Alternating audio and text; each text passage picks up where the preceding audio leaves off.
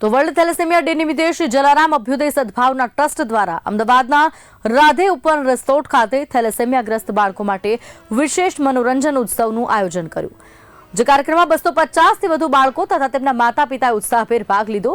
આયોજન civil hospital અસારવાની સામે જૂની જહાંગીરપુરી શાળાના મકાનમાં થેલેસેમિયા ડે કેર સેન્ટર દ્વારા કરવામાં આવ્યું, જે છેલ્લા 6 વર્ષથી થેલેસેમિયાગ્રસ્ત બાળકોને નિઃશુલ્ક મેડિકલ સારવાર, દવાઓ અને તમામ ટેસ્ટ અને માર્ગદર્શન જેવી સેવાઓ પૂરી પાડે છે। આજે 8 મે નો દિવસ આખા વિશ્વમાં વર્લ્ડ થેલેસેમિયા ડે।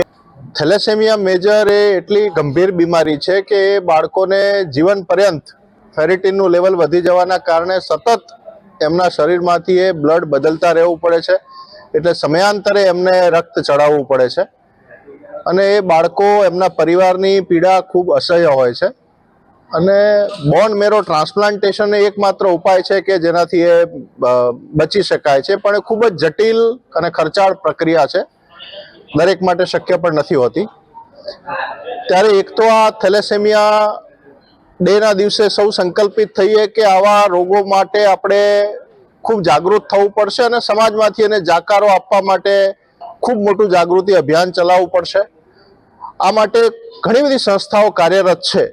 અમદાવાદમાં પણ શ્રી યોગેશભાઈ લાખાણીના માર્ગદર્શન હેઠળ જલારામ અભ્યુદય સદભાવના ટ્રસ્ટ દ્વારા આવું thalassemia day care centre civil hospital Asarwa ખાતે શરૂ કરવામાં આવ્યું। મ્યુનિસિપલ કમિશનર શ્રી અમદાવાદ દ્વારા વાર્ષિક 1000 રૂપિયાના ભાડે જહાંગીરપુરા પ્રાથમિક શાળાનું બિલ્ડિંગ આ ઉદ્દેશ માટે છેલ્લા 7 વર્ષથી પ્રાપ્ય થયું છે।